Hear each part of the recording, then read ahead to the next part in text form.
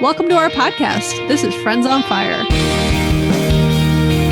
I'm Mike. I'm a lifelong devotee of financial independence. I even wrote a book about it. And I'm Maggie, a newer convert, but just as passionate, especially on the intersection of minimalism and financial independence. We're one and the same.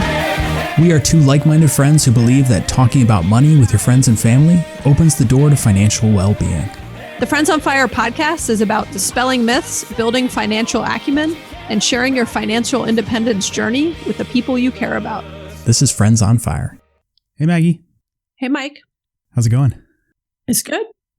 I've had a very busy, active morning. I just feel like I've been literally running from thing to thing to thing. And I'm excited to do this episode, but it's also, I feel like, going to be a little disorganized. I don't know what the word is, but fun. Ad hoc. Yeah, off sure. the cuff.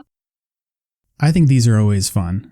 You know, I think some people like when we have really structured feedback and information, but I think our most fun episodes are where we just kind of wing it. Yeah. I also was thinking, you know, we have talked about doing, you know what I'm really thinking about right now? I don't know, lunch? No, well, that too. You know that I have self-taught, and then you gave me some final tips, Audacity, which is the tool for editing podcasts. Uh-huh. There is a fascinating, so I've been learning it over the past few weeks, teaching myself, watching a lot of YouTube videos, etc. Once you spend time editing an episode, which I had never done before, Mike's done all of our editing, you're acutely aware of the frequency to which you say various things. Everybody's different. I edited an episode, Greg and I did, and I know exactly what he says. They're a little bit different phrases. Like he says, you know, a lot. I say like, oh my gosh, so much that it drove me crazy.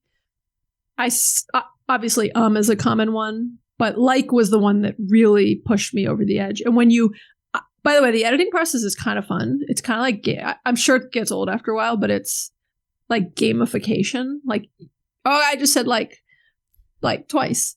You get to zap those likes and you get to zap those ums. And I've been sort of thinking about it that way. But I am convinced, and this will be an interesting test, I am convinced that having to edit episodes and hear that on the reg, means on the regular, by the way, will make me a better speaker. I am sure that's true. I can already hear it in your voice. You are speaking much slower. You are articulating better. You have better spaces in between your words, which makes editing easier. I can already see a difference. Oh my goodness. The spacing is so helpful. Yeah. Even with the likes, which I'm leaving a space there. Well, you need to leave that one in. And we don't always edit this stuff out. Some of it gets edited, you know, it's hit or miss. But when I do say like, it's so attached to another word that it's hard to separate out. Even if I want to, it's hard to separate out. When people leave spaces between their words, like I'm doing now, it's so much easier to edit. I'm more just fascinated by what is a very obvious thing, right? Of if you are in the nitty gritty of editing something, you become much more aware of it. And so I love learning new things. And so the editing itself has been a fun thing to learn and a new tool. But I'm just fascinated by how quickly, if it's true, and how quickly I will change the way I speak and if it'll stick. I feel like I'm talking to an AI version of Maggie right now. It doesn't exactly sound like you. This is Chat GPT here. And I'm going to answer your questions. Actually, you make that joke. We could drop some of these questions into Chat GPT and we should see some of the more complex ones. I haven't read half of them, honestly. Some of the more complex ones we should drop into Chat GPT and just compare our answers. Okay. Also, I want you to know I was about to go off on a side tangent story about Chat GPT, but I stopped myself.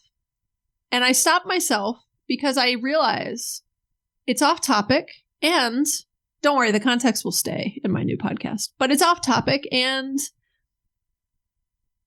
it's a lot more to edit. Let's jump in, okay? I feel like we're really hitting our stride at episode 198. Okay, so I want to cover a few quick logistics things, Mike. Okay. That were before, and then we're going to jump into feedback. We had so many nice messages, y'all. So many. So many and so nice. And before we jump into that and then answer a bunch of questions, which we're going to do this during this episode and then during our next episode also. And then 200 will be our own personal reflections and a goodbye montage. Not really, but something like that. Sounds like a lot of editing. I'm just going to cover my highlights. Yeah. Mike's going to have to go back through 200 episodes and pull a snippet from each one. You like the space I left after that for you? Yeah. Do you want me to take that out? Leave it in so people can realize. So a few logistics things that I realize, some of them were questions, but some of them were in comments people left where I realized we may not have been really clear. When we did the announcement episode, we were very focused on the announcement, and I know we were just kind of rambling at various times. But I just want to make a couple of things clear to people. Our library of what will soon become 200 episodes is not going anywhere. It will still be available on all the podcast distribution platforms. So someone made a comment that they need to hurry up and listen to our episodes because they had not listened to some yet. You don't need to hurry up. I mean, feel free to if you're in a hurry yourself, but they're not going anywhere. Yeah, take your time. We expect they will be up there for a while. And also, I've been joking that we have vintage magnets, keychains, stickers, etc. on Etsy. They're not really vintage, but they'll be vintage soon. We have a lot of them. Friends on Fire as a brand is not going anywhere. We're, retiring the podcast. Who knows what could come back in the future. But I also have a lot of stickers and then also magnets and keychains more recently. Some of them that I had just bought like 2 days before Mike told me this. And I was like, Mike, are you serious? I just ordered a bunch of keychains. So we have a lot of those. They're on Etsy. They're at, I believe, we try to keep things very low cost. Like everything on Etsy is $3. And that basically covers the cost of shipping and that product and 23 cents left over for my time of writing you a personalized note, which I do with all of them. Okay. And then the other thing is, a couple people have asked about this. So Instagram, which I'm always curious how many people listen to us are also followers on Instagram. But that's not going to go anywhere. That account will actually transition over to my new podcast sometime in the next couple weeks. And just wanted you to know that that's not. So I know there's some people that were asking about that specifically and just wanted to mention that. Our website will still be there. The Friends on Fire website will still be there. So it's one place you can. It's actually a really great research for searching. Sometimes I'll get messages from people and they'll say, have you ever done an episode on this? And you can go to our website. There's a search engine up at the top and you can type in any words. And if you, type in college or something like that, it will pop up. And that's not going anywhere. Our emails will still work. So I just wanted to let people know it's not like after the 200th episode, everything just goes away. All right. So in this episode, we are going to read through comments and questions that we've received via voicemail, email, Instagram, text message. Some of these are just comments. Some of them are questions, which we will just sprinkle in here if anybody has any like burning things that they needed us to answer before we sign off. And there's very little structure to this, perhaps no structure to this. And so we're just going to run through this and have some discussion about it. We'll split it up over 2 episodes and hopefully it'll just be kind of fun and interesting. Should we start with some comments? Sure. I'm just gonna cherry pick. I'll read one. Well, if we read them out of order, I'm gonna get confused. No, because we're in a shared Google Doc. For anyone who wonders what's happening behind the scenes, Mike and I are always in a shared Google Doc. Now we'll tell you all of our podcasting secrets that you've never known, and we will strike them through after we read them. Okay. All right, Maggie, you can start. Okay. I'm so sad about this announcement. You two have been invaluable in my journey to learning about personal finance. I've listened to almost every one of your episodes, and it has been one of my favorite parts of my week for the past few years. Good luck to Mike, and I hope to get a few cameos in Maggie's upcoming podcast. I'm looking forward to continue listening to your new podcast, Maggie. Thank you. That's nice. Those are the notes. Well, I'm not going to share my comments on every note. I'll just share them at the end. Mike, you're up. Next comment. It's been such a joy listening to you guys. You make a great duo as hosts. Mike, you have been amazing. A great podcast voice and always so thoughtful. Maggie, I can't wait to follow along with your new thing. Looking forward to it. Okay. Hi, Mike and Maggie. Congratulations on your Friends on Fire journey. We are sad to hear the show is ending, but are excited for you both. My husband and I have been listening for the last 6 months from Alberta, Canada. We even went back to the beginning and listened to all past episodes. We look forward to listening every Monday morning while we get ready for work. I think that's adorable, by the way. Yeah, that's nice. We will miss your quirky dialogue and financial insight. You helped inspire us to get going on our own fire journey and have made it possible for us to speak to both friends and family about personal finance. We agree, talking about money is fun. All the best in the future, and thanks for being a part of our lives. Samantha and Cole. That's was really one sweet. Of my favorite ones, Mike. Yeah. It just was really, like, it's why, I'll just give a general comment back to all of the nice comments like that we've received. It's why I'm planning on continuing this, because I just really enjoy doing it, but it also truly means a lot to me in a time when I've left my career and my old life behind and I'm trying to figure out my new life. It means a lot to me to hear stuff like that because it is something I'm very passionate about. And I really appreciate people leaving those comments. It's very nice and thoughtful, and it means a lot to us. And to Samantha and Cole, I'll tell you one other quick thing. I was in here last night with my middle child. And look, all my kids are kind of teenage years, and it's hard to connect with them at times. They're in a very, they're just teenagers. So if you have one, you know what I'm talking about. Or if you were one and you can remember it, you know what I'm talking about. And I look for these moments to connect with them. And I had brought one of them into my office last night and said, hey, will you listen? It was actually the intro for my new podcast, the intro music. And I said, hey, will you listen to this and let me know what you think? And I didn't really need her opinion. I have other opinions, but I wanted to involve her in the process. And she was very happy to, she gave me some good insight. And then she saw something up on my screen. I think it was these show notes or something. She was just asking something about the podcast. And I was like, oh, we've been getting such nice notes from people that, are really sad that it's ending and have appreciated it. And she was like, really? People email you? Like, she just was very surprised. And I was like, yeah. And so I read her. I had the doc up and I happened to read her the Samantha and Cole one. And she was like, you have listeners in Canada? And she was just fascinated by that and by the note. And I was telling Greg this morning, and Greg said, he was like, yeah, I've read things about how celebrities' children don't think, they just think they're their parents and they're lame and whatever. And eventually, as they get older, they realize how much other people idolize their parents and are just their minds blown about it. I'm not saying anyone idolizes me, to be clear, and I'm not. Or that we're celebrities. Yeah, and I'm not comparing myself to a celebrity. But I will say, when I read that note from Samantha and Cole, she looked at me with a little bit more respect than she normally looks at me with. And it felt like a winning moment in my book. So thank you, Samantha and Cole, for saying such nice words and for being from Canada, which is where I got married and I love. Okay, let's read a couple more. All right. This one I like. My gut reaction upon hearing it was, 1, I'm sorry for your loss, Maggie. 2, WTF, Mike. But after that, I decided to hear Mike out, and I do get it. I have been a major firewalker since first discovering Mr. Money Mustache in 2013 and binging his entire blog. I have also listened to 99% of Choose Fi's episodes, as well as dabbled with other fire blogs and podcasts. That is to say that I discovered Friends on Fire well into our fire journey, and despite finding very little actionable information, I have listened to every single Friends on Fire episode.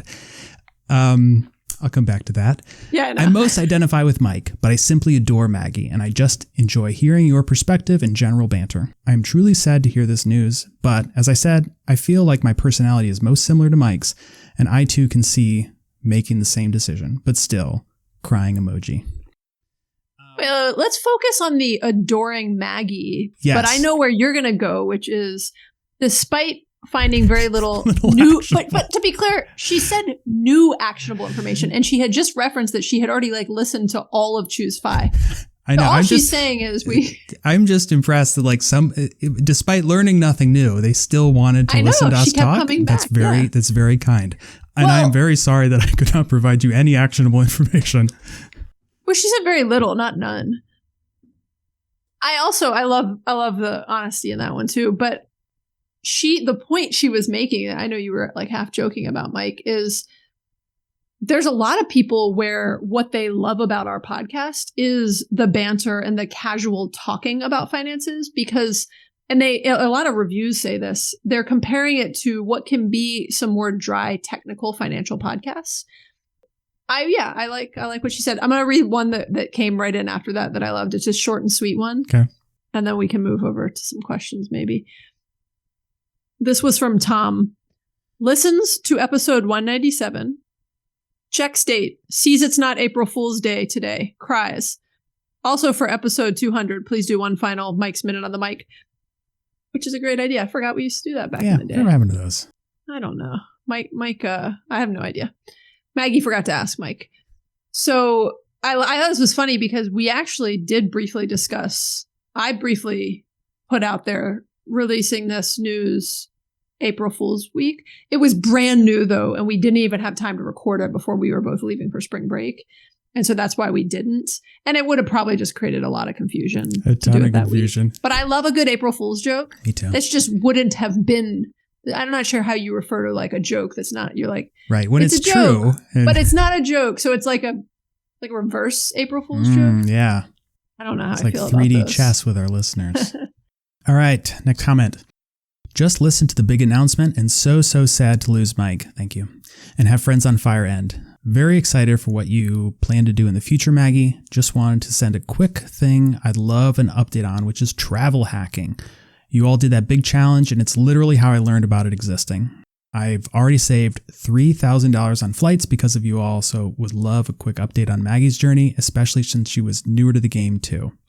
Well, I think we can both provide updates, even though they only want to hear about your travel hacking. Maggie, why don't you go first? Sure. And we'll use this as a transition into covering topics people asked for, because a couple people asked for a travel hacking update. I'm trying to think what would be a quick update for me. I'm still doing it. Last year, for the first time ever, Greg and I both got really aggressive in opening new cards. Prior to that, we had maybe opened one card a year or something. And last year we opened 6 or 7, maybe 8 cards. I can't remember the total number.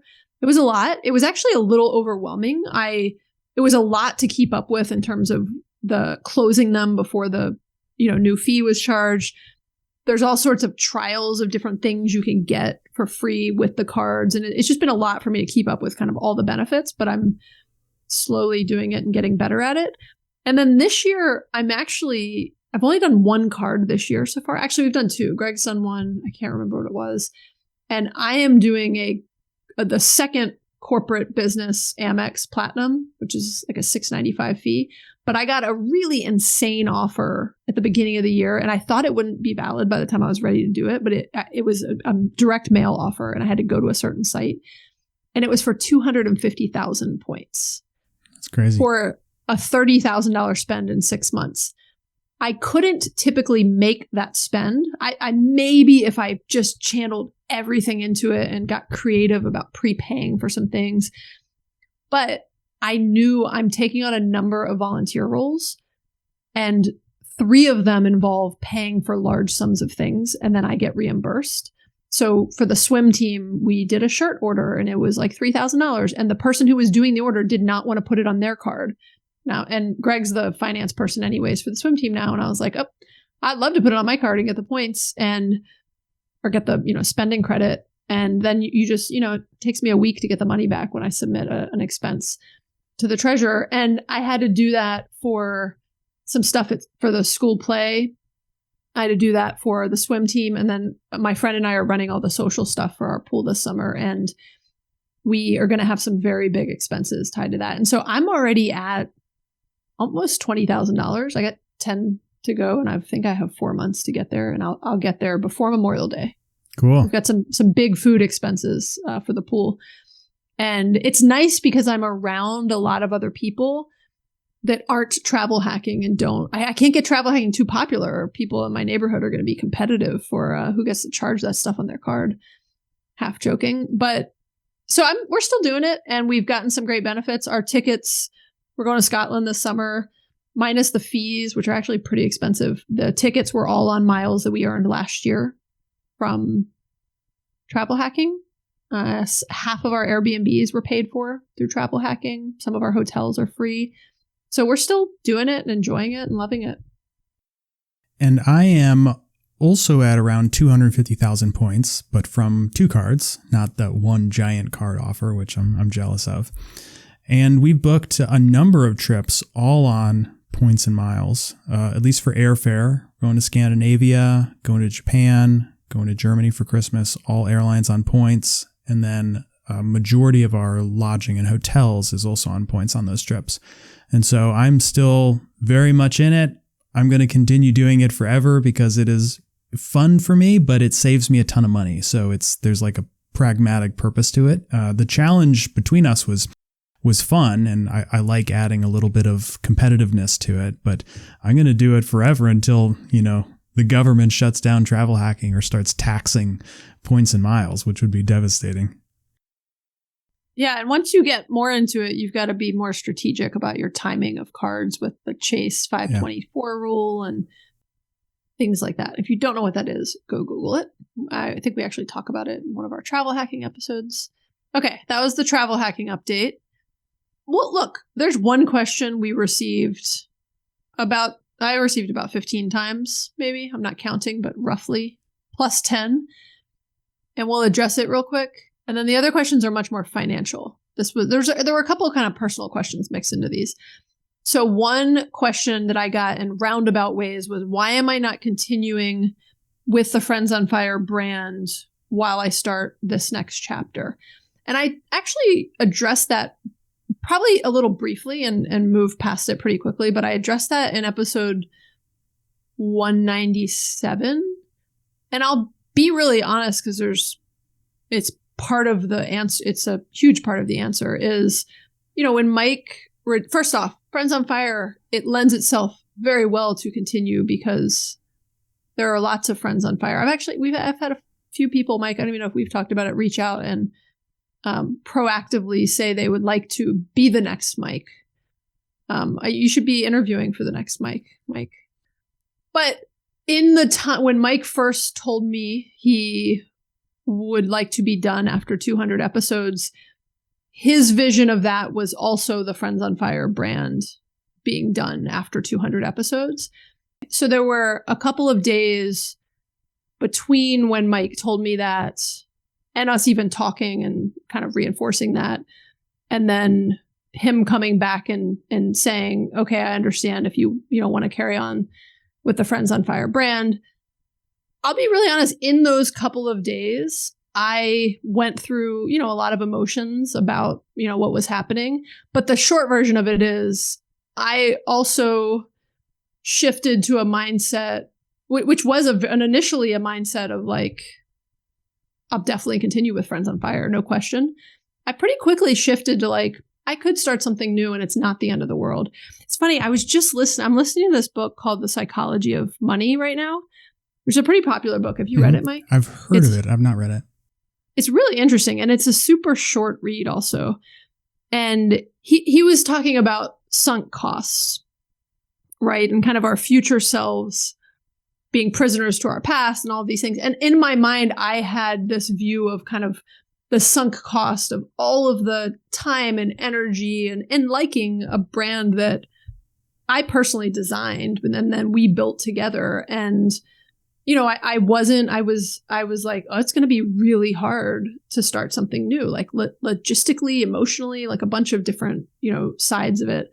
But I also very quickly was like, well, I don't want to do something that's not blessed. And eventually, it was very much blessed by Mike. But by then I had kind of already started to, it's funny what your mind, how you can kind of reframe things and how your mind can change quickly. But I had already started to envision what a future looked like to start something new and the benefits of that, right? The benefits of Friends on Fire still being around, for other things in the future.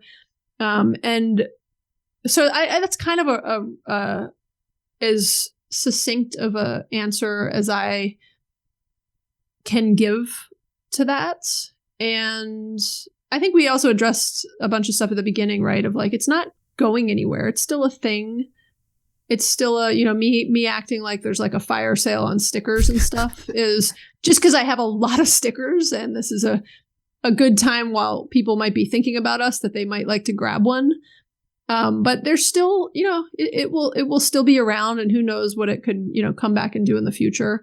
But I just got a little bit more aligned to the thought of, you know what, I actually want to start something new. And there were some things, it's going to be more focused. Well, I'll talk more about it, at a future time, but it just lended itself to allow me to lean into some things that are still very much money related, but less fire related, if you will, in some ways. And, Friends on Fire is great. A lot of people early on, I appreciate the people who are asking questions like this because it means it's eventually sunk in. But early on, a lot of people were like, what's fire? They didn't understand the name at all. Did not make sense to them. They had no idea fire stood for something. And so I'm going in a more like mainstream money path. Like most people know the word money. So Friends on Money. Just kidding. But there we go. Okay, let's do the next question. All right. Do you want me to read it for you? Okay. Okay, this next one, in complete fairness, had come in before we made the announcement, but we've been meaning to answer it. So it's gonna sneak into this episode. Hi guys, I love your podcast. My husband and I have been on a FI journey since January and we've learned a lot. A huge part of that is thanks to your podcast. We recently moved all of our funds away from a financial advisor who we had worked with for years. We moved our rollover IRAs, Roths, and a brokerage account. In our retirement accounts, he had us in Russell funds with a 0.9% expense ratio. They are down a lot, some $8,000. I have gotten us out of most of these already in the brokerage just by taking the loss, but they were not down as much. What is your advice on getting out of these high expense ratio mutual funds? Wait, or just bite the bullet today? Thank you so much, Jamie. All right. Technical question. Are these your favorite? Yeah, these are my favorite. Okay. Obviously, it is very good to be in mutual funds or ETFs that have low fees because over time, with large balances, those fees add up and they will erode your future earning potential. But if the fund is doing great and there's like no similar options that have lower fees, it's not necessarily a problem to be in a high, like a 1% fee ETF. If you're making 20% a year, I mean, who cares? But in this case, you are likely in funds where there are 100 equivalent funds, some of them with little to no fees. And so it's perfectly okay if you are in a Russell S&P 500 ETF at 0.9%. And to be clear, I don't know what funds you're actually in, and sell it and go buy a Fidelity zero fee S&P 500 ETF. Same stuff, same performance, you're paying lower fees. Now on the sale of it though, in your Roth and in your IRA, if you sell it and buy something new, you're not taxed on it because it's all tax protected. But on a brokerage account, you would have to pay capital gains tax or perhaps take a loss. And so just keep that in mind that for brokerage accounts, if you want to sell and buy something different, you should factor in the capital gains tax. And it could work to your benefit if you have a loss, which could offset other gains. But I think this is a good move and there's plenty of low to no fee ETFs around. Thanks for the question. Okay. Don't worry, Mike. More technical questions are coming your way. The next question just said Instagram. It was in a question box. I'm not sure if it was a typo, but I'm going to take that as a question. And I believe I answered it at the beginning. Yeah. I assume that person was asking what's going to happen to our Instagram account. It was 99% me because Mike is not a big fan of social media. I don't know why I was about to say social, but social media. And I also don't like being social, so it's pretty accurate. Just social things. And so I will transition that to my new podcast brand and it'll be a similar mix of things you don't care about with some financial content mixed in. And a question for you, Mike. Okay. What passion project is next for Mike? 2 different people asked some version of this question. I don't know. And to be clear, I'm not like leaving the podcast to go pursue some other thing. I'm just I'm pursuing nothing at the moment. I think that makes it worse, by the way. Well, I'm creating capacity for myself to go pursue other passion projects. That's fair. I don't know. The nature of my passion projects over my life is that something comes up, and because I have time and energy, I can devote a lot to it. And I think back to when we first met and I asked you if you wanted to start some business or start some project. I was not involved in any other passion projects at the time. And because of it, we were able to go launch this podcast. And so I'll just kind of pursue my normal interests and see what, sparks my passion later on down the line. Might be a year or 10 years. I don't know. If anybody has any ideas, reach out to me. Cool.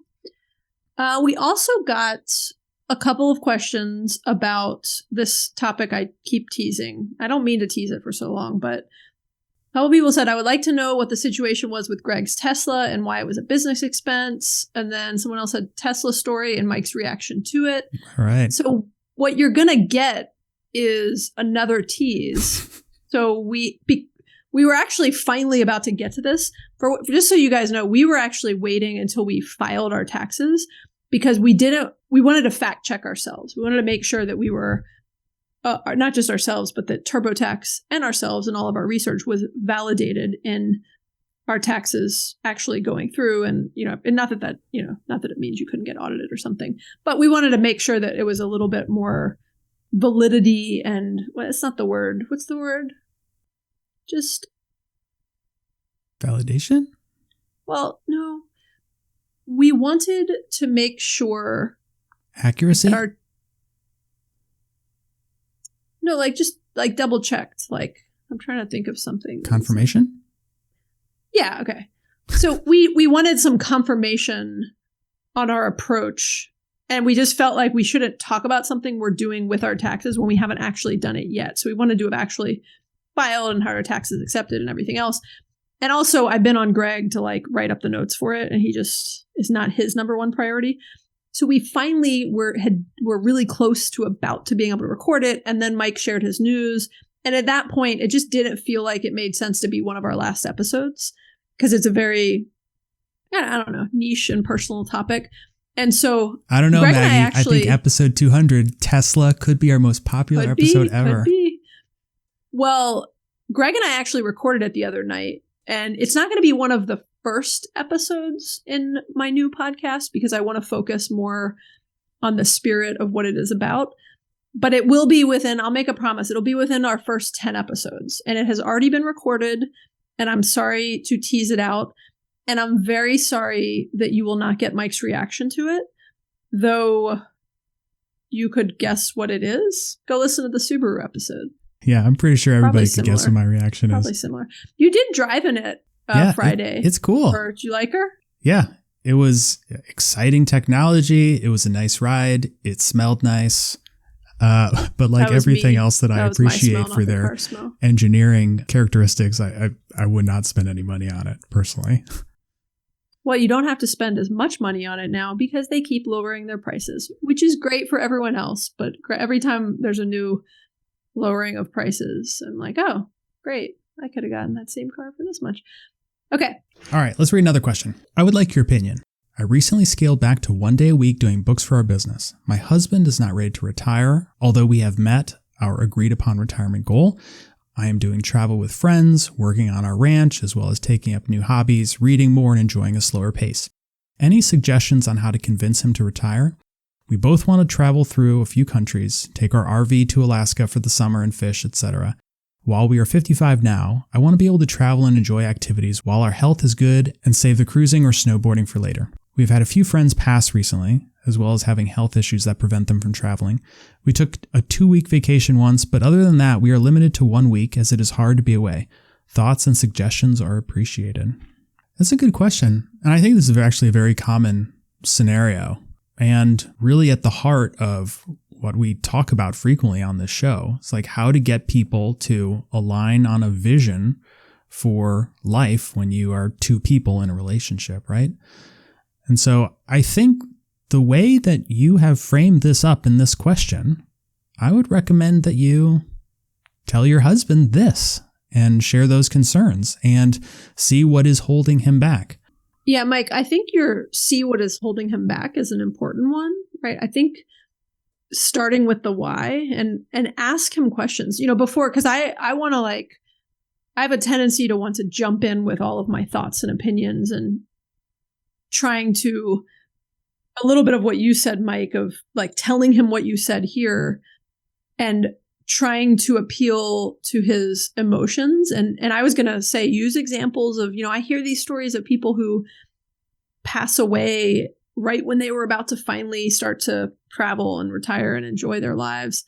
And people that are dying too young and get, diagnosed in 20s, 30s, 40s with cancer and all of a sudden realize they have a couple years left to live. And all those stories give me that, carpe diem push to go and seize the day and live my life today. But if that alone isn't working, which I'm guessing it's not, if you have friends recently passing, like you said, I would start to ask him why. What is holding him back? Is he afraid of something? Is it discomfort? And also, after you ask him questions and listen, I would really tell him what this means to you and why it's important to you.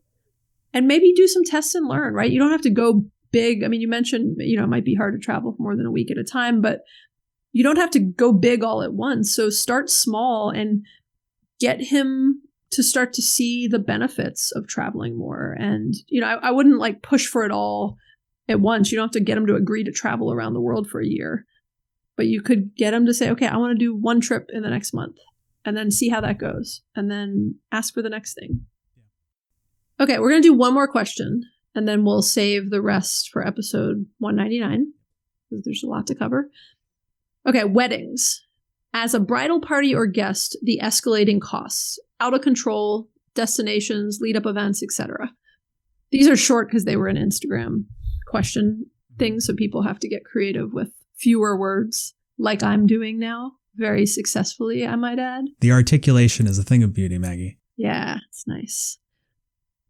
Vocal fry was, that was episode 5, Okay, man, weddings are a tough topic. My general advice on this would be similar to my all life advice. There's just more pressure in weddings and certain social situations like that.